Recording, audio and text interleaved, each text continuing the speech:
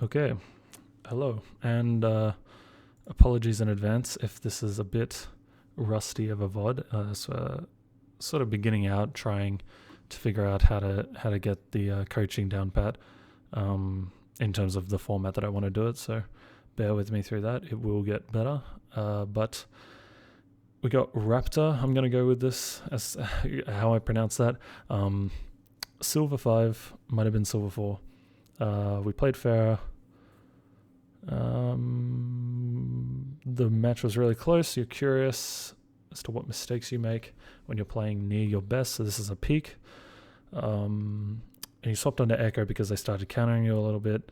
And you had some ping spikes throughout the match, which may be noticeable. Okay, cool. Well, we'll take a look. In future, if you want to put in the additional info, sort of, or just in the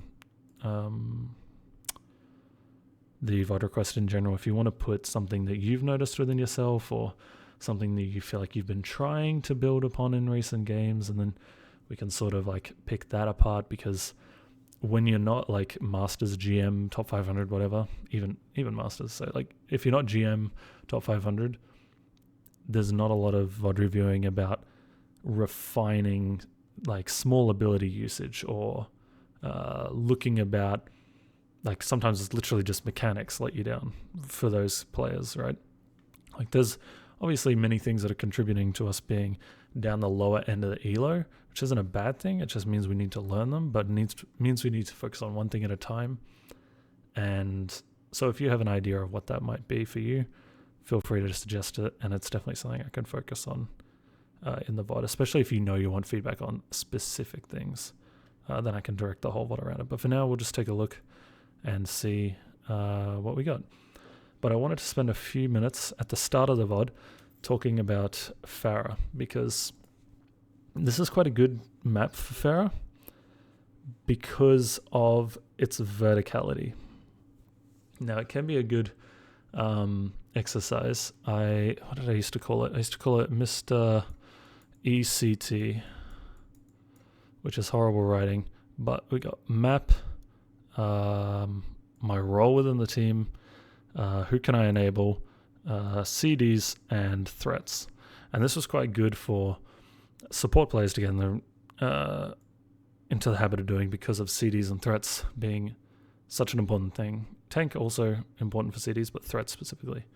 But map. So Dorado, great map for vertical heroes. So your Genjis, your Hanzos, your Pharahs, your Echoes. Not so much for your horizontals. Soldier, he's got to do a lot of running around. He can, but it takes him a while to rotate. Same with Tracer. She struggles a little bit. Now, it also has very long sightlines, which is why it favors snipers like Ashe, Widow, and again Hanzo. And why that might make it difficult for you.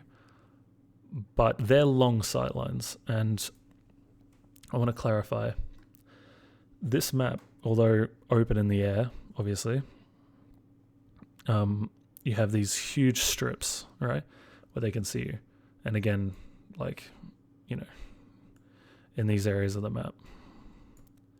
What you do have, though, is these huge buildings, which essentially act as ginormous walls, so that anywhere here, anywhere here, anywhere here, and so on and so forth, anywhere here, is invisible to anyone sitting on this part of the map, right?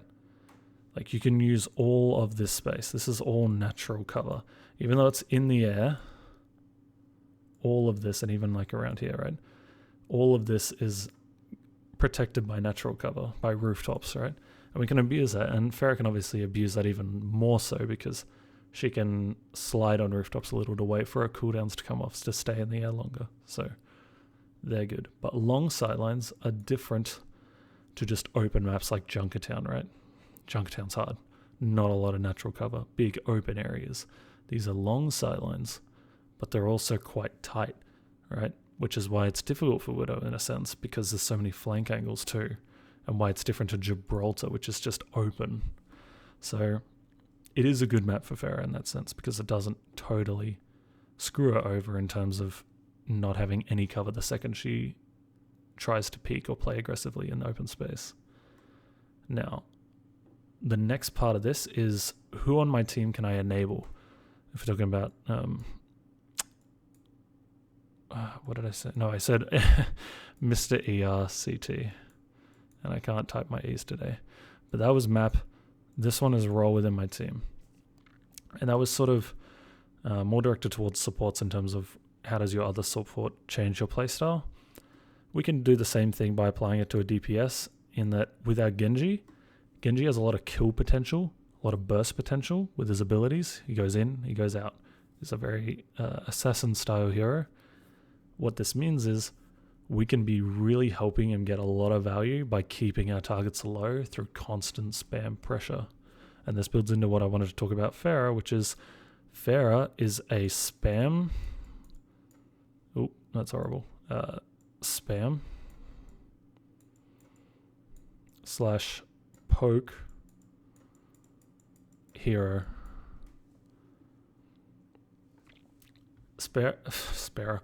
Pharah does not have this instant amount of like burst potential unless she's got a damage boost pocket and 2 quite good mechanics to and be able to close the gap because she needs to hit the Rex, right? A lot of directs like a couple directs or a lot of AoE spam. And that is hard to deal with when you have stuff like Life Grip, like Cleanse, like Fade, like Window, like Shield Bash, like Nade, everything, right? Like that's not a heap of damage. It's not a Genji combo where he does right click dash melee, or even Soldier since the nerf where he gets a direct helix and then a couple headshots and you're dead. Like that's a lot of burst. Her damage is her damage. Her CDs are movement based. Well, both of them are movement based. Like she doesn't have an ability that does extra damage. So she is a spam hero. What this means is we also like playing at distance. And I cannot write at all tonight. I'm very tired, but distance. And distance from what? Distance from our targets, essentially. Like, yes, you can get close up and personal and you can play really aggressively with this Mercy if she's going to stay with you. Because if she's not, you're just going to make shit harder for yourself. And unless you have this like conditional trigger to go in, you're going to want to be playing like more at range, more biding your time, slowly burning up resources. Because I'm going to give you a scenario, because this Ana will always be positioned up here or around here.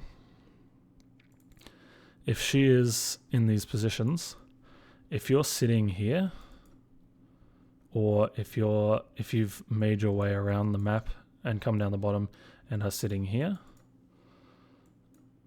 then we are going to have free spam on this angle and this angle, whatever it is, onto the Ana.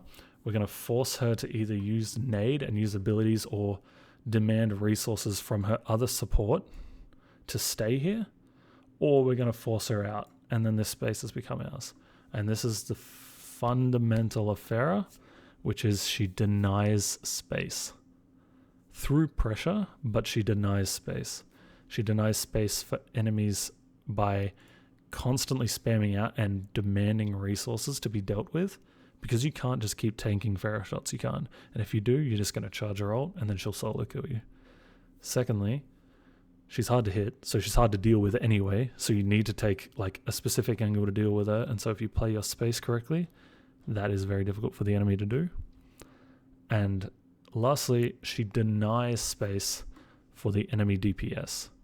She can take 1v1s. I'm not saying she can't take 1v1s, and she can't play really aggressively and go kill and frag out.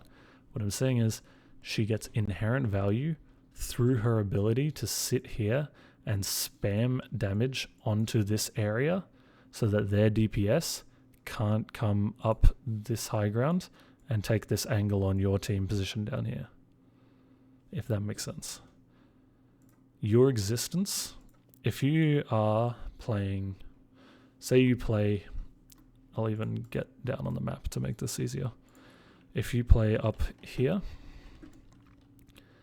and see how I'm using this wall to cut LOS of that high ground? Like I can't, anyone on this high ground can't see me. They're going to have to rotate around to where the Ana currently is to shoot me, or be on this high ground. But if I'm positioned here and I'm spamming this high ground,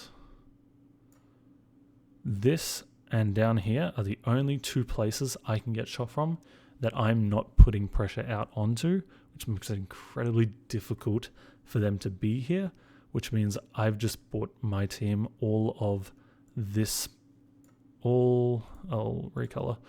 I've bought my team all of this space. The spaces I haven't bought are the high ground that I'm not looking at under here, / maybe just in front of it, and this little window. Because I'm controlling the area I'm in, so I'll go back out so I can show this for you. You would be controlling the area you're in, which is around here, and the area you're pressuring, which is there. And then all this is yours anyway, right?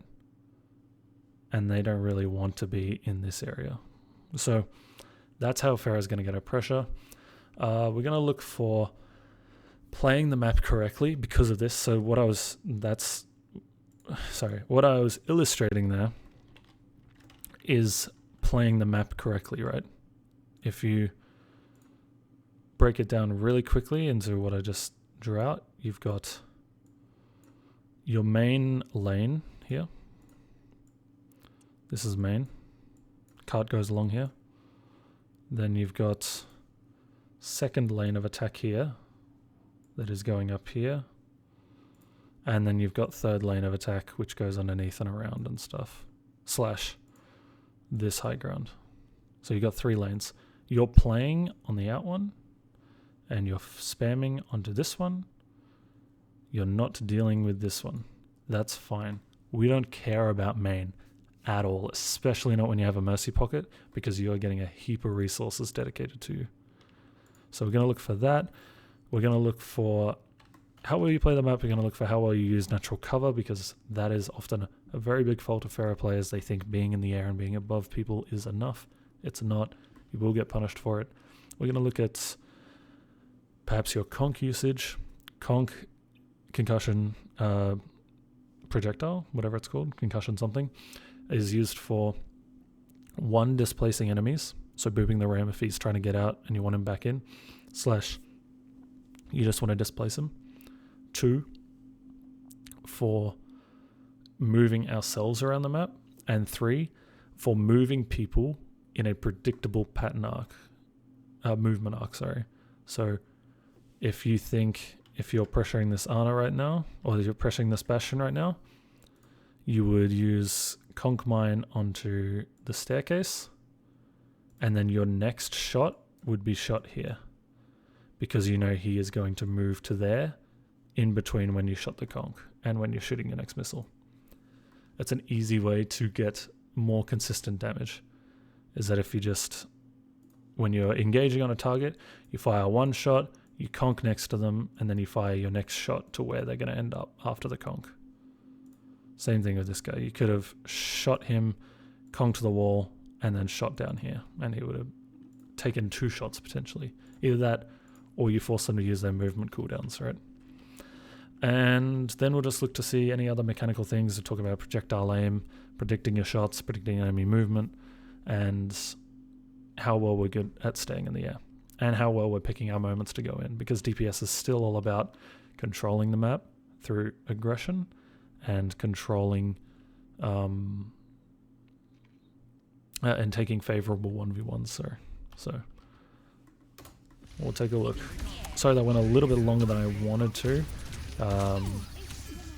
Just trying to get my points across clearly, and Dorada's a bit niche, so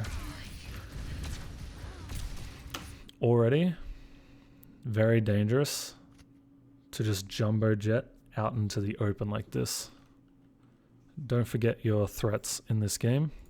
May icicle right click, his spam, Bash and spam. Ana is your biggest threat though. She's got 70 damage per shot, no drop off. She's better at dealing with Pharah than hit scans are. Besides Widow. As a good direct, We're just spamming out at the moment. We get a good kill there on a damage boost. She probably didn't respect... Yeah, she's still got ice. She didn't respect how much damage you can do. That's good. Now we're looking to go aggressive. Again, very careful with how much you're playing out in the open. We just got saved by the Mercy. Okay. Problem with this period of gameplay right now.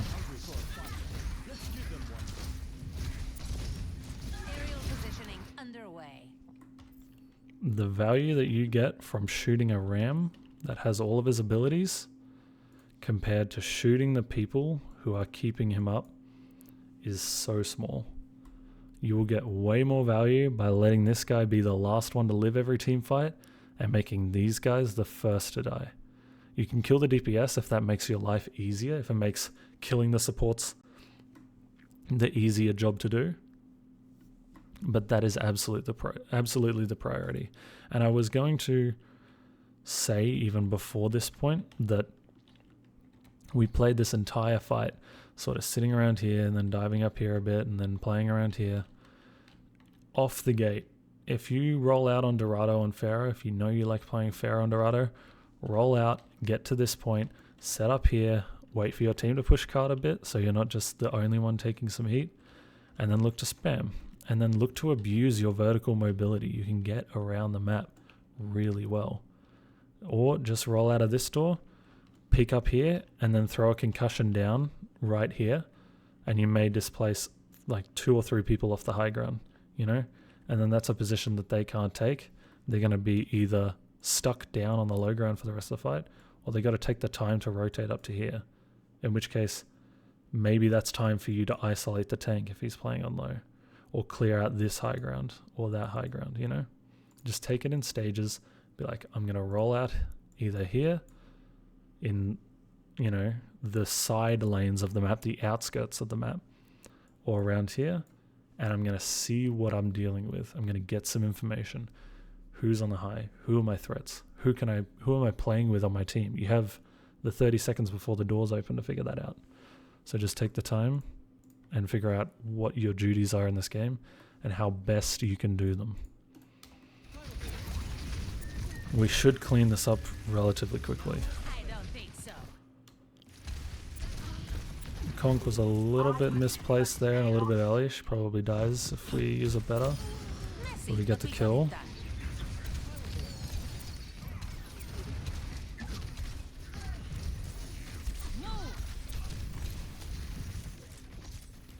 Okay.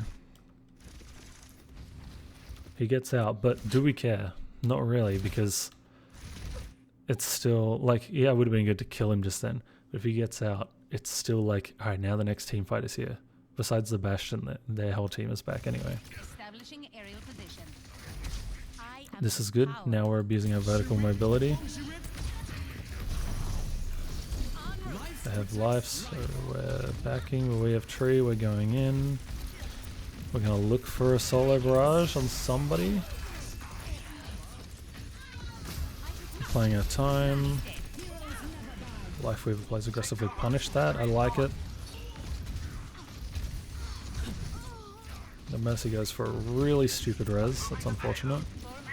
I'm just going to wait and bide our time here. Now, I don't mind that we're not poking right now because we have ult, right? Like, we're not... Okay, he can die though. He can die. That's unfortunate. That's just a mechanical misplay. Again, we don't worry about them. If they're the only thing that was wrong with your Pharah, it may be something to note. But mechanics or whatever, they come with playtime. Now, pausing right here. Now we're in a position to take a fight, right? Orissa's back, Mercy's back, Genji's back. Lifeweaver is on the way back. He's getting there. We're in main again. Now this next fight, if it were up to me, absolutely. Actually, I can't even show you from this angle. Absolutely. I would be playing around here. I'd be asking Mercy for pocket. If she comes, she comes. If she doesn't, that's whatever. And then I would look for opportunities to be spamming out. You don't have to commit to a full barrage or stealth flank barrage right here. But look how much natural cover there is here. Look how tall this building is. You can be in the air, spamming out, controlling just the Ana to be able to see you, not the Bastion. If the Bastion peeks you, conk away. Or conk him away and keep pressuring the Ana, you know? You're going to split their attention. That's where I'd be playing. Either that, or you can be playing up around the bell tower. You can use your conk to get over here and play around this rooftop. Either way, start positioning around the outskirts of the map is what I'm noticing is the biggest thing right now. We're spamming in main, we're spamming in main. Because I'll show you why. Think of it from their Ram's perspective.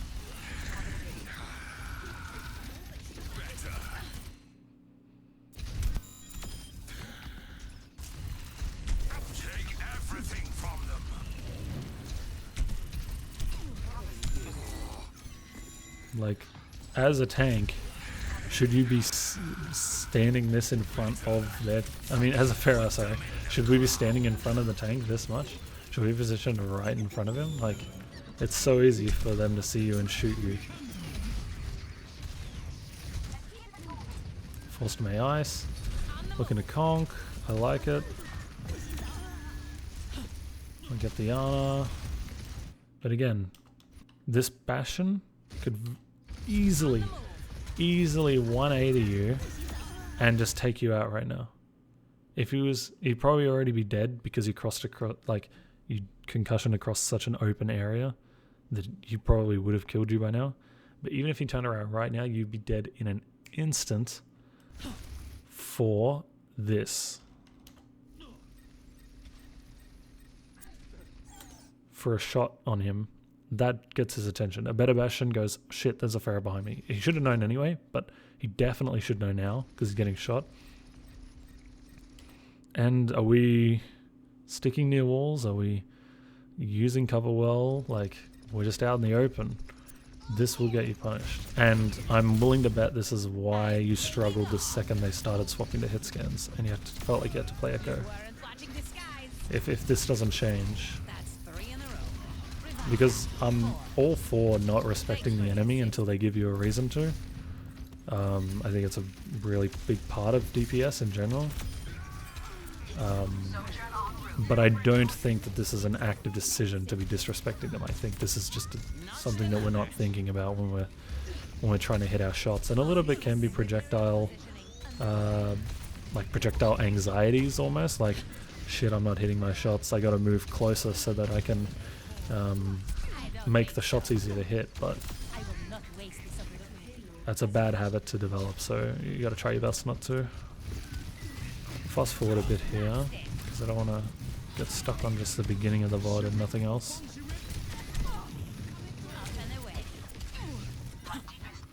I'm interested to see how we use Barrage. They're taking a fight right now. There's Ice Cube. We can punish this. We can punish her for using Ice Cube. This is a good barrage. Nice. Nice. Follow it up. Finish her off. Nice. Good shots.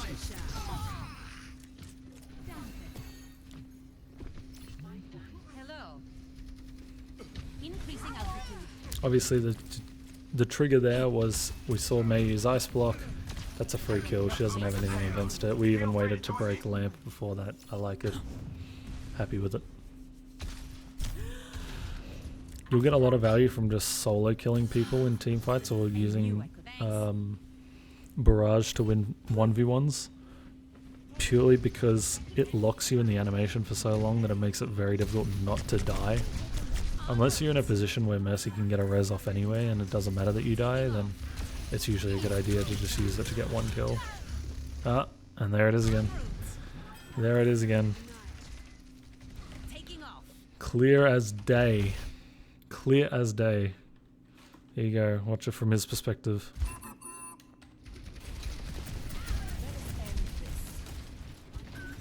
I like that we were in there. That's sort of. I don't like that we were inside a room, but I like that we were on the outskirts of the map, pressuring from our own off angle. And then up in the air while he's using his cooldown, even if the Mercy responds better with healing. Yeah.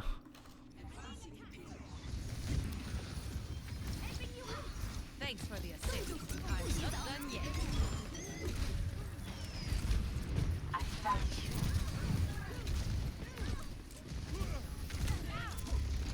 I don't think so.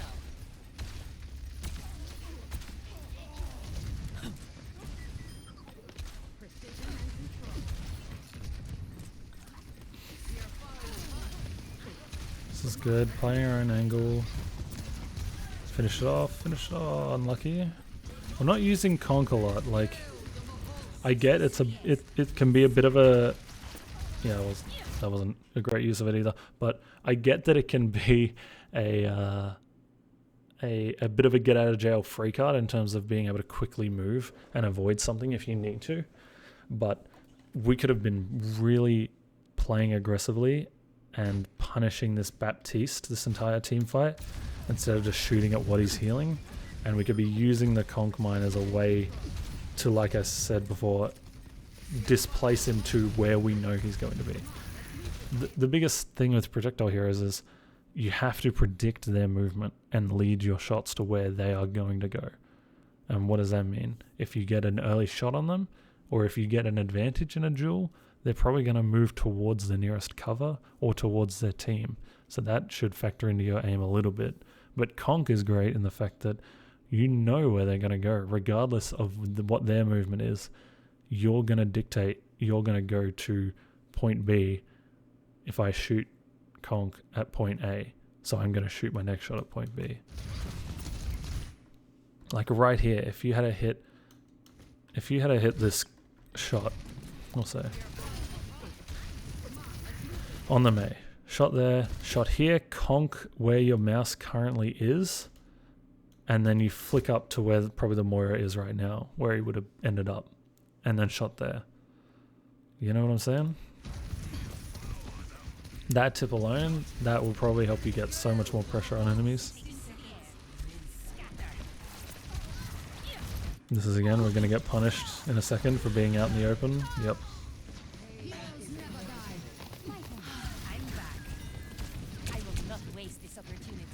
I get it must be annoying that the Mercy isn't sticking with you because Pharah does so well with her, but we can't just assume that the Mercy is ours, you know what I mean? Like it's not our right as a Pharah player, it's still a luxury.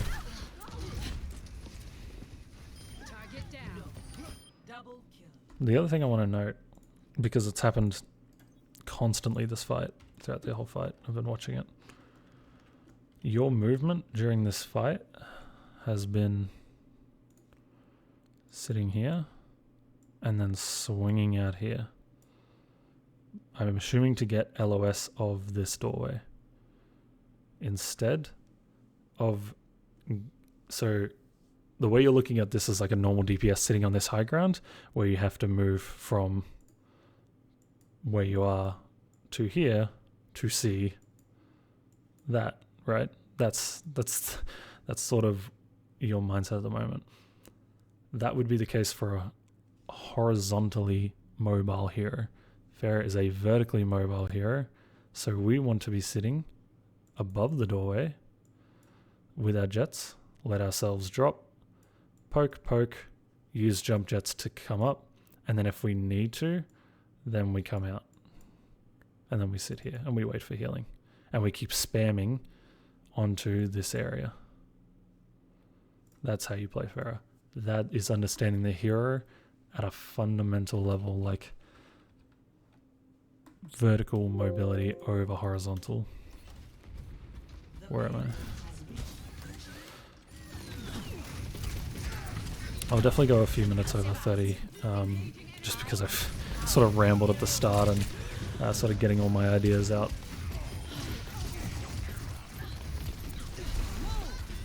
We still have barrage though. We have been holding on to our ults a little bit longer just because we're looking for, I'm assuming, these big like 3-man mirages. I'm gonna play Soldier now and Zen. So You are going to get melted. Absolutely melted if you peek out in the open like you have been. You're going to get discorded and you're going to get double hit scan treatment.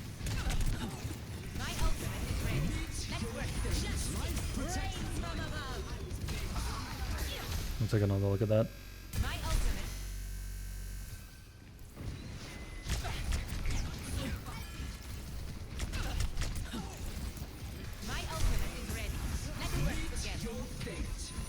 We're a little high. I don't think we needed to jump jet. I think more as you walk out of here with your team, you can either just like rocket jump yourself up and go around, or as we're going around, we conquer mine over to here and then we barrage from here.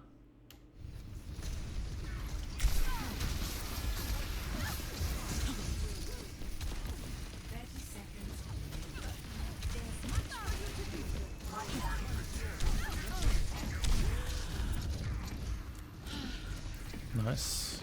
Good use of conk to get away.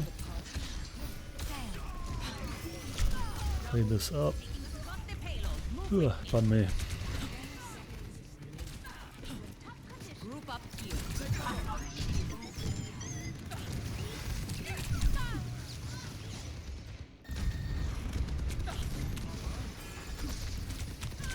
We're sitting on cart because it's overtime and Iris is not here, I guess.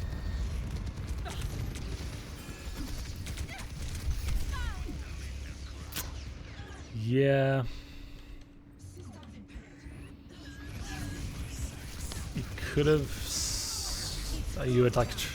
Yeah, I don't know, it's tough. Yeah, I don't think overtime would have ticked down before Orisa could have gotten there if you wanted to leave it at that point when she was working her way towards it, but... It is what it is.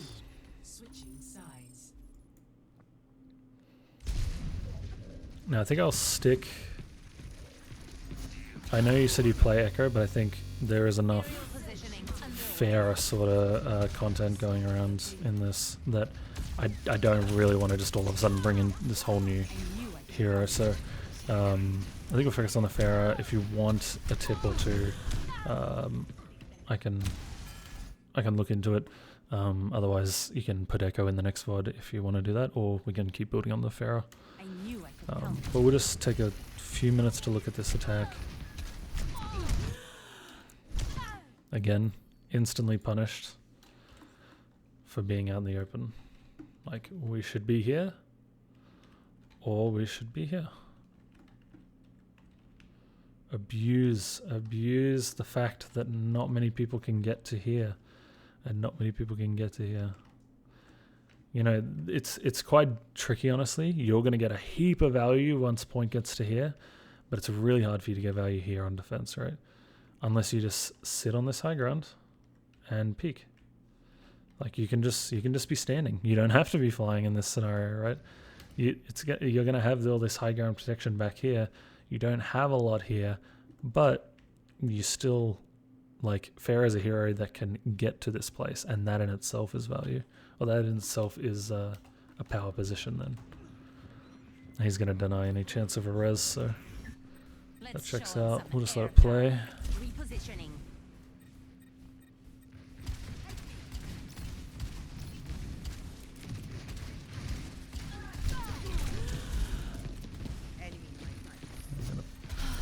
Really low. We're going to get stuck down by whatever that ability is called, the vortex, Ravenous Vortex. Again, a little jump jet. Excellent teamwork. It's a really small thing, but the trajectory of your jump jets is going to get you killed against these hit scans. So your jump jet from here. Wait for it. You take some damage. You reload. You jump jet up to here. Right?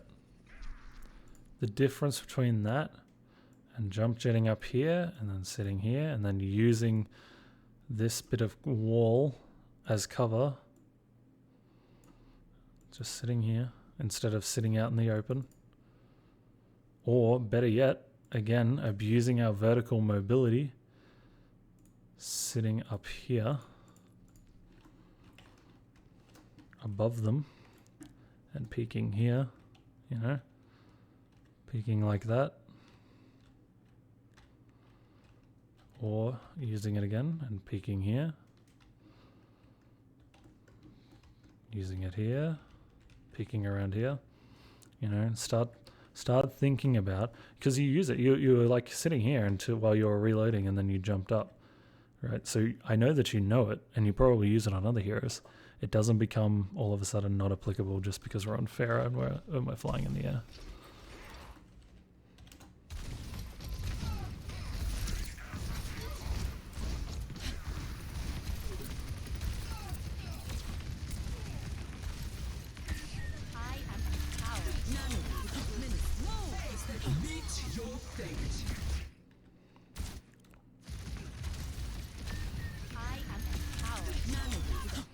Again, same thing.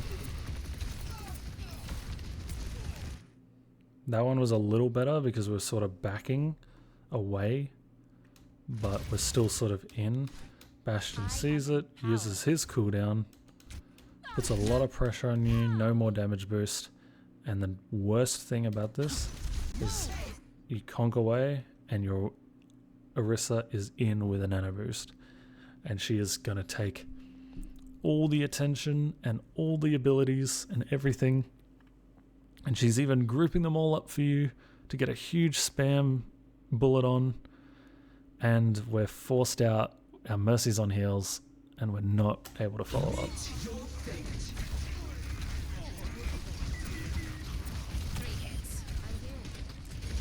It might be enough to win the fight just because Nano Orisa doesn't die. But we just lost Orisa and Mercy doing another stupid res. And we're probably going to lose this team by now because they have a better set of heroes alive than we do. So like, this is great. This is great. This is great positioning. You were denying so much space for him just then. He couldn't push. He had to wait and get full heals from his Kiriko. They had to invest tree. Now we need to GTFO.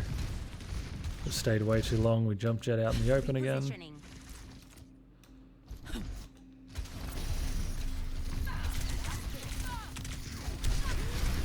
And we stay way too long. But that is the main, I think that's, we've sort of got to the main issues here that we can at least spend the next couple games correcting. I just thought as well, I don't know if it was sort of I don't know if it was obvious or not, but I'll say as well, jump jets, right?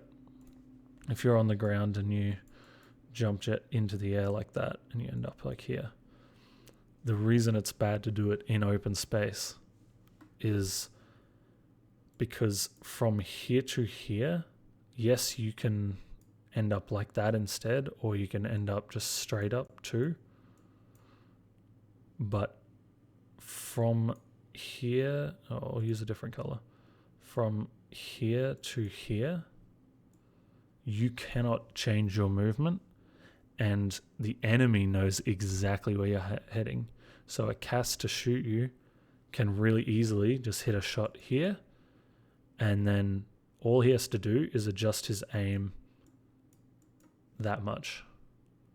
His aim instantly went up to this level, and then he just had to aim either left or right or not at all, depending on where you went. It's really easy to hit those shots. Then you're on low health. He's only got to hit one more shot, right? And that's why it's bad to do. But overall, not too bad. Not too bad. The biggest things we're looking at, playing on the outskirts of fights, using our conch mine as a way to displace enemies or to make their movement predictable, and not using jump jets out in the open. You know, let's, instead of using them here to go up to here, let's just be sitting here, let's jump jet up, and then let's look to peek. Or let's, like I was saying, for this fight, let's position up here. Let's drop down, do some shots on the BAP. He pressures us out. We jump jet up, and then we come back down over to here. Or we're just using jump jets to quickly appear against some enemies that are positioned on the high ground. Things like that. Don't just use it as a way to get out into the space and start positioning around these natural covers. That's the three things. Outskirts of the fight, our conch mine usage, and jump jetting around natural cover. Let's fix those three things, reassess, and we'll see where we're at. But I guarantee it'll look a lot better. But apologies for the rambling at the start of the VOD, went a little bit longer. And apologies for any technical things that are a bit rough around the edges with this. It's the first attempt, so we'll see how it goes, and any feedback would be great. But yeah, let me know if anything needs more explaining such doesn't make sense, and I'll definitely get back to you. But I hope this is good, and I hope to see you get some results in ranked from it. Alright.